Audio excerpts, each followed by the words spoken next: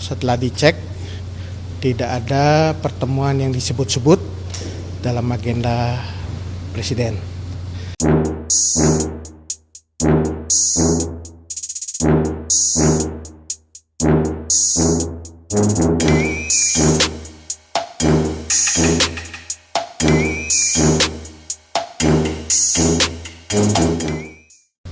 Dan terkait dengan pernyataan Bapak Agus Raharjo yang disampaikan di sebuah media, saya ingin menyampaikan beberapa hal. Yang pertama, setelah dicek, tidak ada pertemuan yang disebut-sebut dalam agenda Presiden.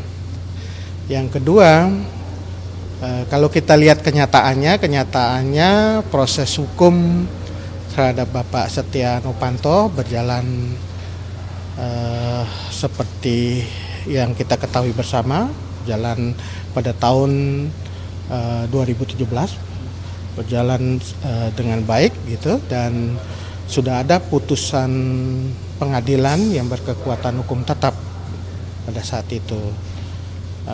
Dan kalau teman-teman cek pernyataan resmi dari Bapak Presiden tanggal 17 November 2017, Bapak Presiden menegaskan agar Bapak Setia Novanto mengikuti proses hukum yang ada di KPK, dan Bapak Presiden yakin bahwa proses hukum itu akan berjalan dengan baik ya. Dan yang terakhir saya ingin sampaikan juga bahwa revisi Undang-Undang KPK itu adalah inisiatif DPR pada tahun 2019 dan bukan inisiatif dari pemerintah. Sekira itu saja yang ingin saya sampaikan terkait dengan pernyataan Bapak Agus Raharjo ya. Tadi nggak tahu kan itu tidak ada di dalam agenda resmi Presiden, tapi biasanya kan ada agenda-agenda di luar agenda resmi yang di-share ke media. Itu sudah di cross check juga, Tidak ya, ada pertemuan sama sekali. Informasi yang saya miliki adalah tidak ada agenda saat itu dengan Bapak Presiden. Disebutkan juga di dalam pertemuan tersebut ada Pak Pratikno. Pak Pratikno sendiri sudah sempat ngobrol sama beliau. Kalau tidak ada hal tersebut, tidak ada pertemuan tersebut, nanti bisa dicek ke Pak Pratikno karena beliau saat ini berada di Dubai ya. Tapi dari agenda yang ada terkait dengan agenda Bapak Presiden tidak ada pertemuan yang disebut-sebut itu. Tapi Istana melihatnya apa keperluan atau kepentingan Pak Agus Raharjo mengungkapkan hal tersebut di tengah KPK yang sedang naik turun? Ya, kita semua berharap KPK bisa menjalankan tugas fungsinya dengan baik.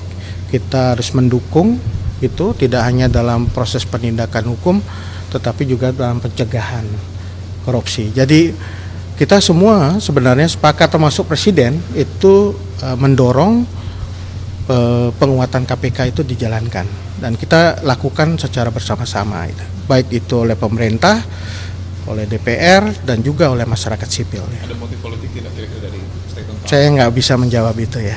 Beli ada kekhawatiran nggak misalkan ganggunya citra pemerintah atau misalkan adanya unsur sentimen negatif kepada pemerintahan ke depan akibat dari pernyataan para Agus Raharjo ini, Pak? Ya, saya kira masyarakat bisa menilai ya, bisa meng-cross check, melihat informasi itu secara baik apakah benar atau tidak gitu, dan juga melihat kenyataan-kenyataan yang ada. Seperti kali lagi saya sampaikan bahwa Presiden sudah secara resmi menyampaikan tanggal 17 November 2017 dan jejak digitalnya ada bahwa beliau mempertegas agar Setia Novanto mengikuti proses hukum tanggal 17 November 2017. Teman-teman bisa cek bersama. Dan itu memperlihatkan bagaimana Presiden berkomitmen juga dalam proses hukum ya. Mendorong proses hukum itu berjalan dan yakin proses hukum itu berjalan dengan baik di KPK. Dan kita ketahui setelah itu proses berjalan di KPK dan ada putusan pengadilan ini berkekuatan hukum tetap ya. Beli soal kemarin kan singgung juga soal revisi undang KPK. Jadi sebenarnya berarti bisa membantah bahwa memang akibat kejadian kasus Presiden yang disebut-sebut marah-marah itu akhirnya membuat jadi revisi undang KPK itu.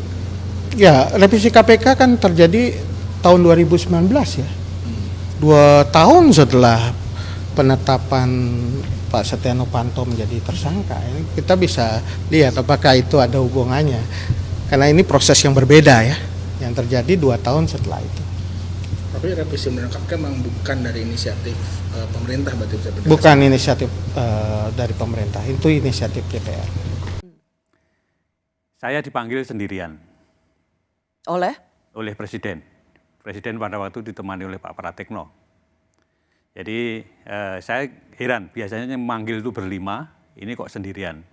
Dan dipanggilnya juga bukan lewat ruang wartawan, tapi lewat masjid kecil itu. Jadi dijemput dari sana. Nah itu di sana, begitu saya masuk, Presiden sudah marah. Presiden sudah marah, menginginkan, karena baru saya masuk itu, beliau sudah teriak, hentikan. Kan saya heran, hentikan, yang dihentikan apanya gitu kan. Setelah saya duduk, ternyata saya baru tahu kalau yang suruh hentikan itu adalah kasusnya Pak Setnov. Ketua DPR waktu itu? Ya, Ketua DPR pada waktu itu mempunyai kasus IKTP, supaya tidak diteruskan. Nah, sprindik itu kan sudah saya keluarin 3 minggu yang lalu, dari Presiden bicara itu. Sprindik itu tidak mungkin, karena KPK tidak punya SP3, tidak mungkin saya berhentikan, saya batalkan. Ya. Kemudian, karena tugas di KPK itu seperti itu, makanya ya kemudian tidak saya perhatikan, saya jalan terus, Tapi akhirnya kan dilakukan revisi undang-undang, nanti kan intinya revisi undang-undang itu kan SP3 menjadi ada, kemudian di bawah Presiden, karena apa pada waktu itu mungkin Presiden merasa bahwa ini Ketua KPK diperintah Presiden kok nggak mau, apa mungkin begitu kemudian Itu gelagat awalnya ya? Ya. Jadi ini sebuah kesaksian ya, dan fakta yang Pak Agus alami bahwa Bapak dipanggil oleh Presiden untuk menghentikan kasus IKTP yang mentersangkakan Setia Novanto waktu itu menjadi Ketua DPR. Ya. Bapak bersaksi itu ya? Saya bersaksi. Saya bersaksi dan itu memang terjadi yang sesungguhnya saya alami sendiri. Saya awalnya tidak cerita kepada komisioner yang lain, tapi setelah beberapa lama itu kemudian saya cerita.